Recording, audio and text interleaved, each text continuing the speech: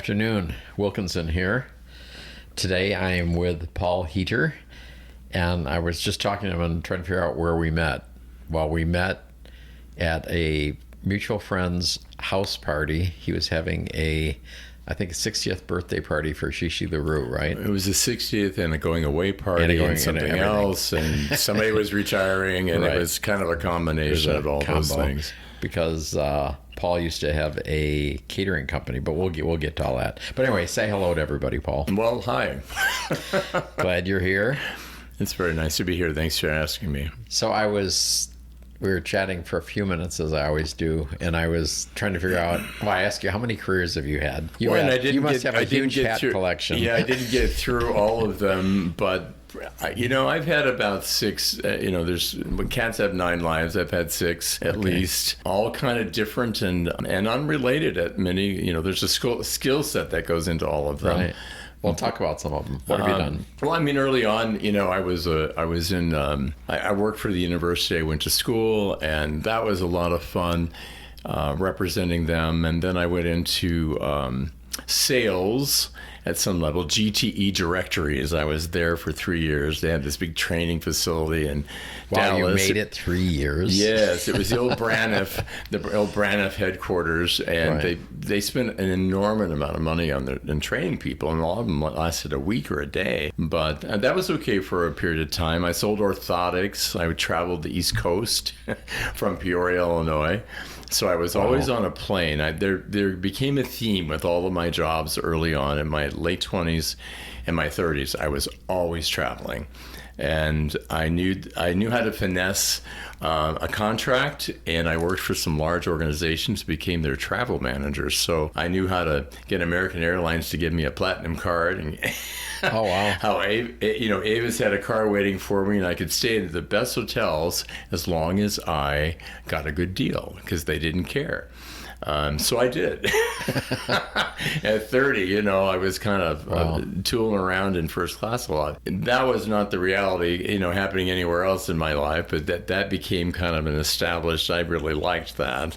Good hotels, good dining, that kind of thing. And somewhere along the way, I guess I left Chicago and I moved to DC to be with somebody, which was a disaster. That was the 3.5 years of disaster. But the traveling stopped. I was in DC mostly just local, and I ran a company, or helped run a company on the East Coast called Healings, which is now MyChart, if you're familiar with any of the MyChart with any of the health systems. Wow, really? But I was the first 5 national sales team for that organization for 3 years.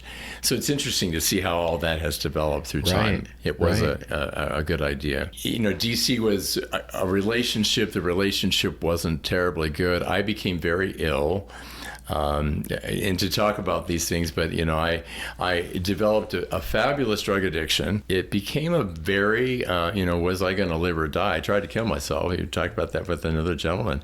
There was a moment, and I had a therapist there that said, "Okay, I want you to put yourself into George Washington University Hospital in DC they don't call it the mental ward, that whatever their term is." I was there for 4 days, and because I want you to see that you're sick. You're not crazy. And I saw crazy people there. Okay. And I still have a Toomey Dopp kit where they pulled back the initials on it to make sure I didn't have something. I kept it all these years. I thought that was a remembrance of just knowing that, we get sick and we can get well. And it's been a long road with that. But, right. I came out here to the desert, came out to Palm Springs to go to Betty Ford 22 years ago. I didn't know a single person here, and they told me they didn't want me to go home because they thought it would not be a good idea. So I stayed and was here 5 months before I went back and got my car and packed up the house and So when left. they said don't go back home, they meant back to the East Coast? Back to DC, back to the relationship. To all of that, right. It would have not been a good thing. It was difficult to get out of the house to go to treatment. There's stories about all that, but it was kind of like it was a start over. So I literally got the things that I could put on I shipped 4 pallets out, which is not a lot if you've seen a pallet, and kept some things. And actually, I have 2 pieces of furniture that I've had all these years. I just got rid of them. Wow. The last remnants of some of the past, but I started over. So you escaped from him. I did. I had to, in order to save my life, I had to leave what. It was very hard because I always talk about the idea of battered women. Why don't they leave? Why don't they? It's the only security they have, and even though it's a bad relationship, it's the only thing they know. And men as well. It happens to, and it was the only thing I had. So I had to be very conscious about. I have to leave. I have to just walk away from this. So that was a huge awakening, coming to a city I didn't know anybody, and what am I going to do? I was part of the recovery community off and on for a couple of years. I'm not. I have a lot of friends in recovery right now. I don't adhere to some of the things that are going on, but I have a program that's mine and works for me. But that's when I started Love at First Bite. That's when I started my catering company, because I was doing all of these parties because the sober people like to play and they like to do pool parties and Halloween, and I had a knack for it. And so I created an image. I created a business card, and my first party was for Tippi Hedren. Really? That's cool. The Shambhala organization up there at what is it? I can't remember the name. It's up on the top of the hill, the Ritz-Carlton. So I started out of the gate pretty much at the top. Wow, lucky. and carried that through for 14 years. Barry Manilow was private chef for 2 years. I had, you name a celebrity that's been in the desert, I had them. Rihanna was a big one, the Gorillas, anybody who was coming to Coachella back then. A lot of really well-to-do weddings. I did a lot of common, I use the word common, but just to create a difference between someone who has more money than God and someone Right. who's on a budget. I loved every minute of that, creating the parties, creating the events, creating the flowers, how it felt. Gardenias and orchids, Cymbidium orchids were at every party I ever did. And you knew you were at a Love at First Bite event because it smelled beautiful and it felt different than a lot of parties. And how did you learn how to do all that? I don't know. I think that's, when you look at a block of marble, I always use this as the example. So Rodin, when Rodin carved the thinker out of a block of marble, the thinker was already within the marble. It was already there. It just got chipped away, and there it was. So I think these innate talents that each of us has is part of who we are. And I'm a very good organizer. You need to be that. I'm a creative. And I got to just exercise all kinds of whatever. I had clients that just were like, all right, whatever. You want to build a tiki bar out there? Fine. 1,000 yards of chiffon and run to LA and whatever. Wow. We just created magic. It was a really, really amazing time. And to be quite honest, I don't know that I knew what the fuck I was doing, but it was just such a joy to have the expanse. One of my favorite clients ever, she was a very, or still is, but she was a very good friend of Nancy Reagan's. And she was Mitt Romney, when he was running for president, she was on his plane all the time. She had her own jet. She flew out here from Northridge. Bentley in the garage here. And, it's just Wow. Very unpretentious, old money, and just loved anything I did and said, just do it. She had a friend of hers that was getting married, a friend of her son's, and they were into NASCAR. These people were just so cool. It was beyond. And my favorite house in the desert I ever worked in, because it wasn't desert, it was kind of old world bookcases and just lovely. And she said whatever she wants. It was a wedding for 40 people, and it was $1,000 a plate.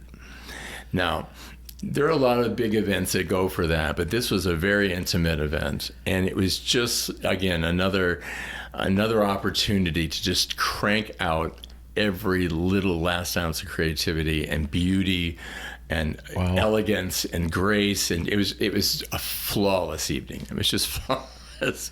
How did you work in the NASCAR part? I'm curious. He was a NASCAR racer, the gentleman. But that wasn't the theme. No, it wasn't NASCAR. It was very elegant. It was cymbidiums and glass and, more glass and shimmering things. And it was out on the terrace. And, they lived at the reserve. And the reserve, if you've ever been there, is very non-anything. It looks like you're at a wildlife reserve. There's lakes and things, but there's no obvious golf courses or anything. It's all very natural. It's beautiful, absolutely beautiful.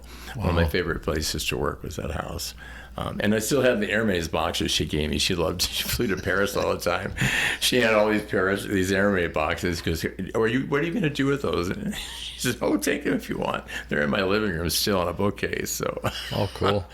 I don't know. There's things like that, how many careers have I had? I think I was a minister for a period of time. I ran two different churches, and was a public speaker for many years, and traveled. Give me a time frame on that.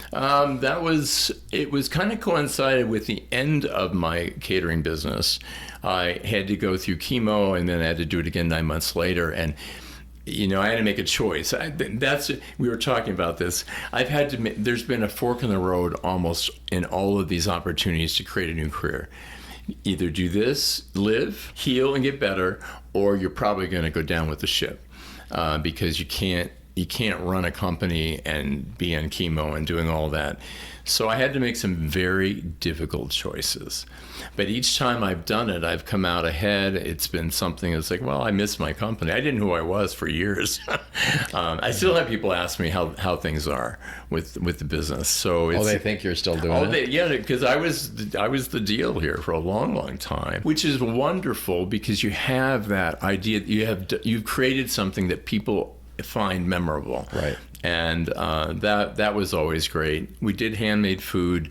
That was my big deal. We were not going to be a catering company that, had frozen food from Cisco and we heated it up and reserved it. So no Costco stuff? No, I refused to. You don't have those little turkey swirly things? I refused to do it. Near the end, I did buy an upscale product that the Ritz-Carltons and Fairmonts and some of those use. It was canapes and things that were beautiful and pre-done. They were lovely, like elegant. But I did have to augment with the business we were doing. We did 4 weddings and a funeral one Saturday.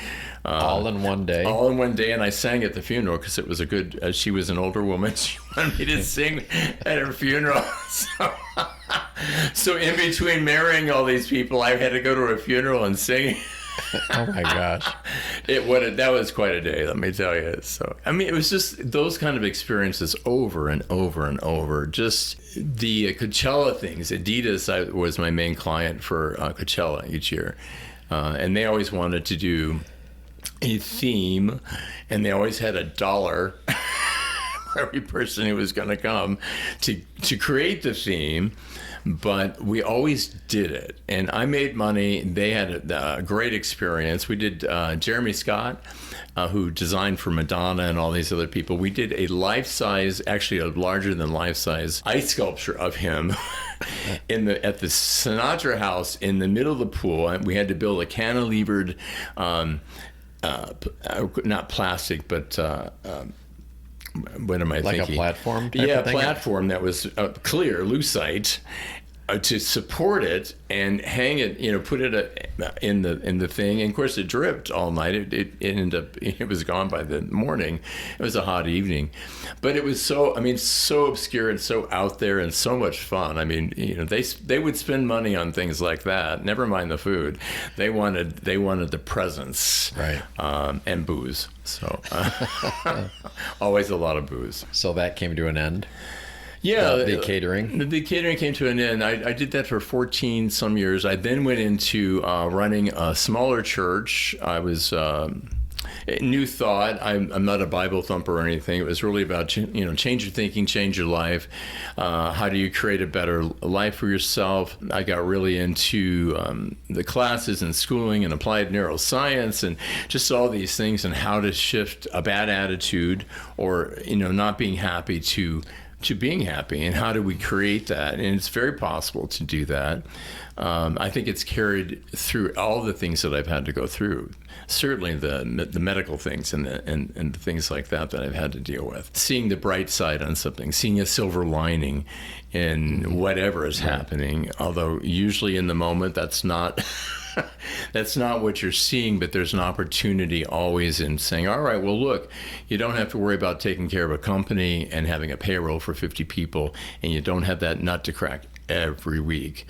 Because I employed a lot of people. I mean, you're responsible for their families, these kids, and I took that rather seriously and rather personally with how that looked. Now, they were great workers, but and felt like family. But that was, right.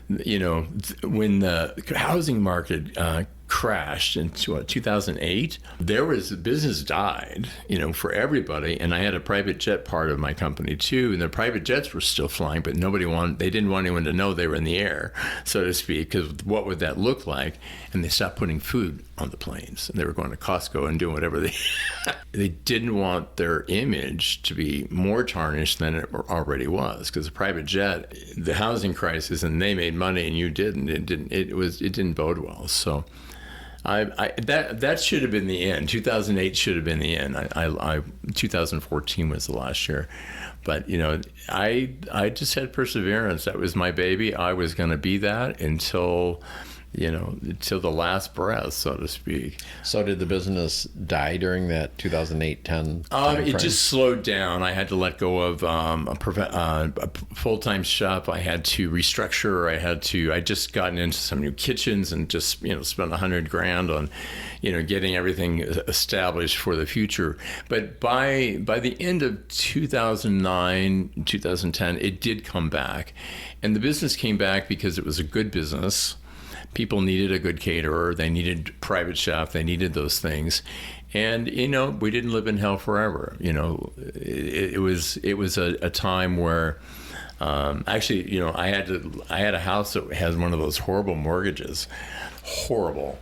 Ballooned up to $5,000 a month or something. Oh, wow. And I don't know that I was aware of it, but didn't have a sense of reality and when it was going to happen, because I was was doing other things, I guess. Well, but not now. Now I read every possible line and right. And do all of that. So it was kind of a trying time. But you know what? I learned so much about myself. I learned about human nature.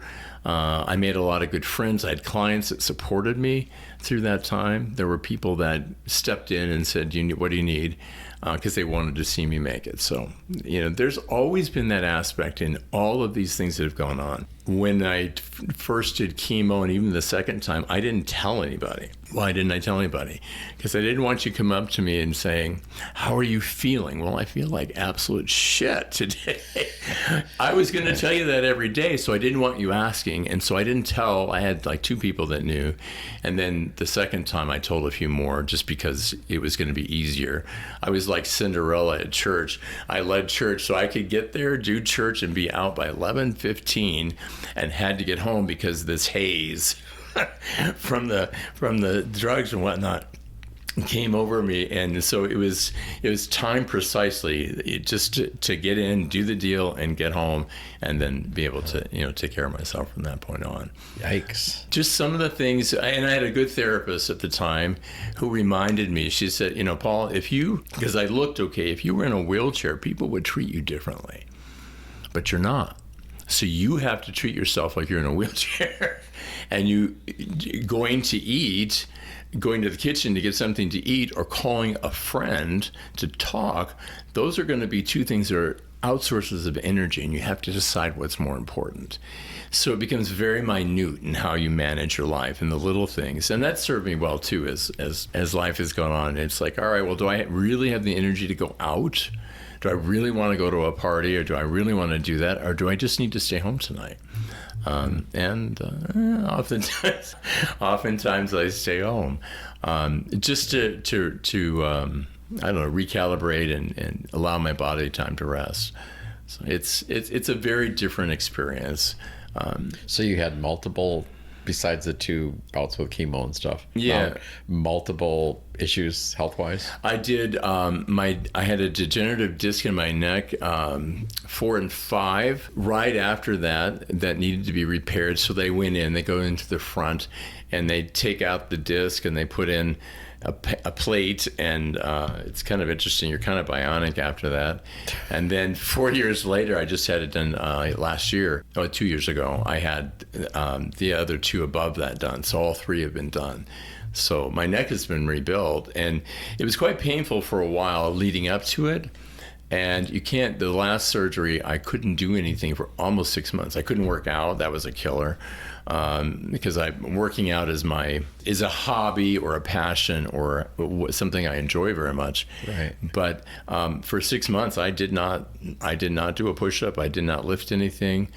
I was not going to mess it up, because it all works pretty well. Nobody will actually even know that you really had it, because the scars are right in front, because they go in from the front and do it. But I did not want to go through it again. I didn't want to mess it up. So I listened. And once I was able, I've just now gotten stronger again. It took me a year to really rebuild. And that's again, that part of that tenacity, the human spirit, is like, all right, well, you have to do what you have to do in front of you. You're not going to live in hell forever. I had a professor in college that always said he could live in hell indefinitely as long as he knew the date he was getting out. So I created a date, and all right, well, this will be all right. This is what we'll do for this time period. It's just going to be what it is. And in that time, reinventing myself. Who am I? What do I want to be? Letting go of all these big houses and all the different things that I had in a cottage, in a smaller spot, in a smaller apartment. Can I be happy here? And I took the things with me that I really loved, and my lifestyle is very, very different now. I have 2 cats who are loves of my life. The having to take care of a lot, we were talking about that. I don't have to do that. It's me. I take care of me and the cats, and I don't know. I don't have a whole lot more that I have to worry about. Right. And it takes a lot of pressure off. I go to sleep pretty well every night. What has been your gay journey? I didn't want to be gay. At 16, People magazine, I saw some streakers in a thing, and I was very attracted to that. I'm like, all right, well, what's wrong with me? I was always very polite and very well dressed, and I had all of that going on from a little small town in Illinois. So, the big city always seemed very appealing. I went to college expecting orgies every night and thought it was going to be great. And I had sex twice the last week of college. I was in college for 5 years, put myself through school on a music scholarship, and that was it. I missed it. Like, where were all the parties and what was going on? So the self-discovery, I met somebody after I got out of college who was much older than I was. He had kids almost my age, which was around 26, 27. He was 44, I think. He was a young daddy. We'd call him a hot daddy now. That would be the terminology.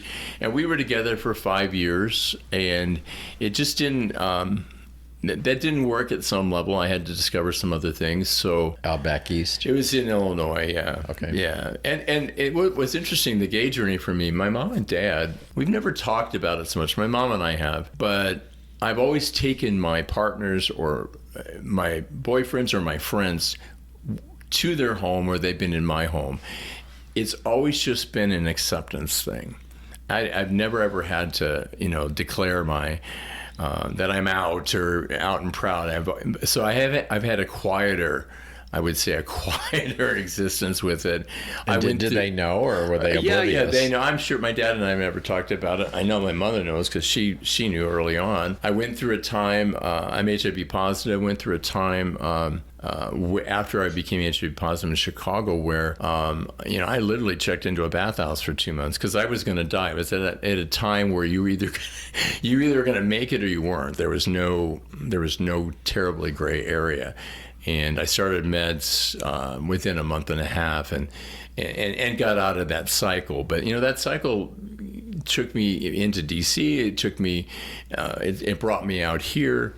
Sometimes once the methamphetamine and some of that gets in your system, it's difficult to shift your behavior with that. So, those were lessons. I had a lot of fun, I got to say.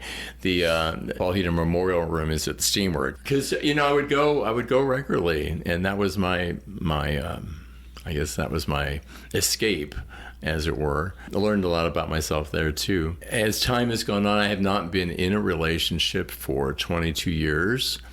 I didn't date for a long time because I didn't know how to do it, and I had these companies that I had built. And I spent all my time in school getting master's degrees and being on boards. I think I told you I've been on 30 boards in my lifetime. I'm not going to be on any other ones moving forward. But I spent a lot of time with community service, being of service. That was a big thing to me, to give back. And I didn't have time for me. And because I was afraid you'd find out it was positive, because there was still stigma even 22 years ago here in Palm Springs. I just didn't want anyone to know. And I didn't look bad. I didn't look like I had a lot going on. I was pretty healthy. But that's all evolved to, loving myself, not being ashamed of who I am, being okay with who I am. Being a minister and being gay was hard for me. Not that the congregation weren't accepting, but I've never been to the barracks. I'm a neophyte. You never have still? I've never gone. I want to go lately because I think, what am I missing? I don't know that, not being much. Being on a hot patio, on a Sunday afternoon with the smell of piss and beer. But there's a sense of adventure for me that says, all right, well, it would be fun to go with a friend or something. But I'm not a bar person. I haven't drank in 20 some years.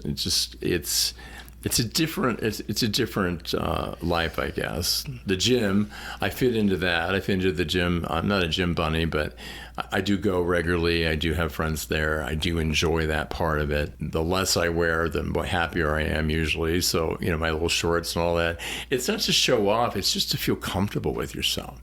It's at my age, when I turned 59, I joined the I Don't Give a Fuck Club. And once you reach that place where you just don't give a fuck, Dua Lipa's got a song out. She's got it's about a relationship. She doesn't give a fuck about it. It's kind of a theme song. You start living your life for yourself. You're not living it for others. You're not worrying about what others think of you. You don't care whether they like your shorts or not.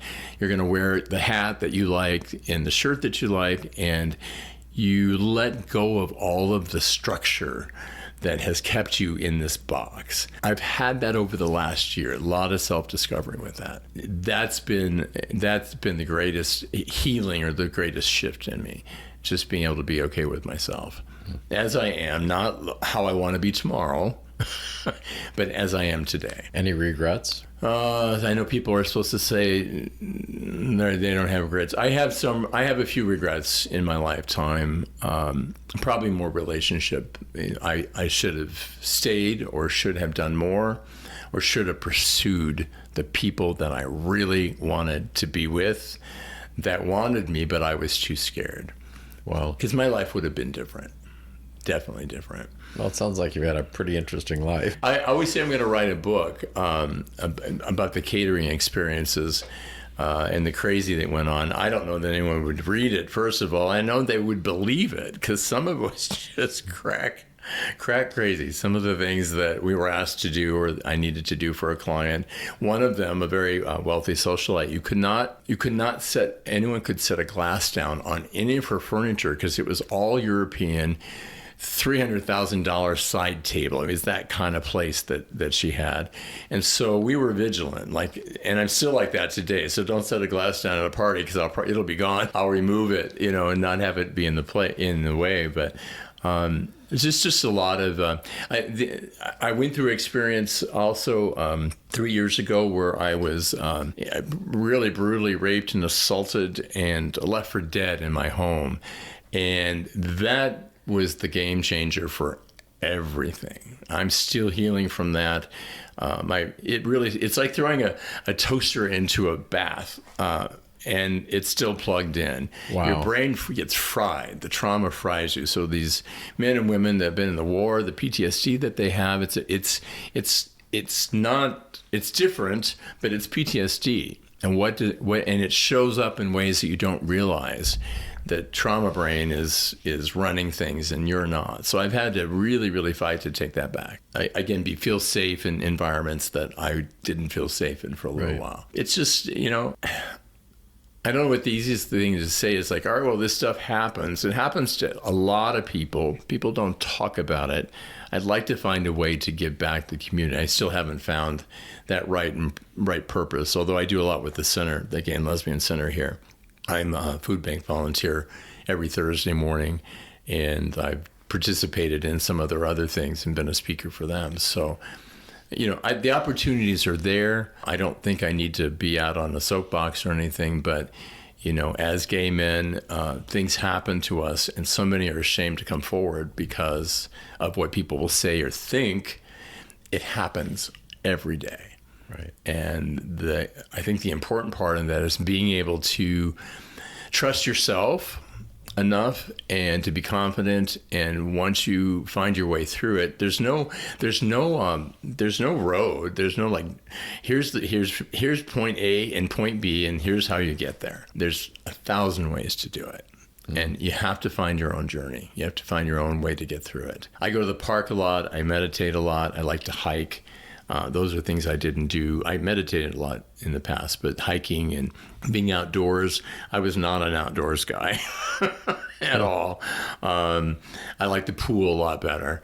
But the being out in the outdoors really shifted a lot of that. It allowed me to really ground myself and be part of nature and realize I was a part of a greater whole, and that life could get better, and that I didn't need to be destroyed by my experiences. I needed to find a way to be uplifted by it.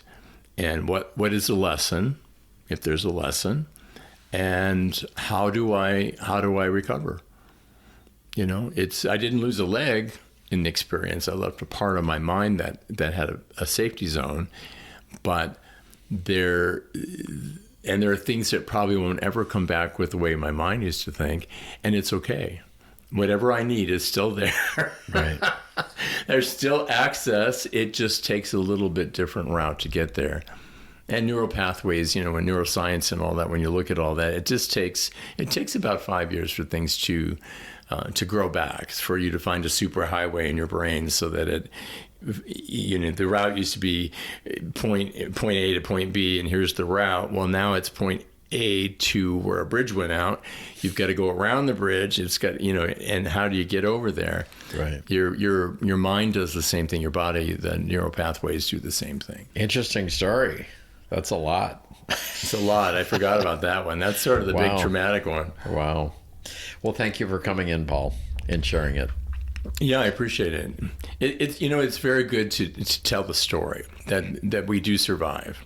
We do survive. That's what the podcast is about. Yeah, we do survive, and we can survive, and we do it with the help of others. Right. So telling my story today is really, it's helped me, and I hope that it helps somebody else. I'm sure it'll help others. Thanks again for coming. Sure.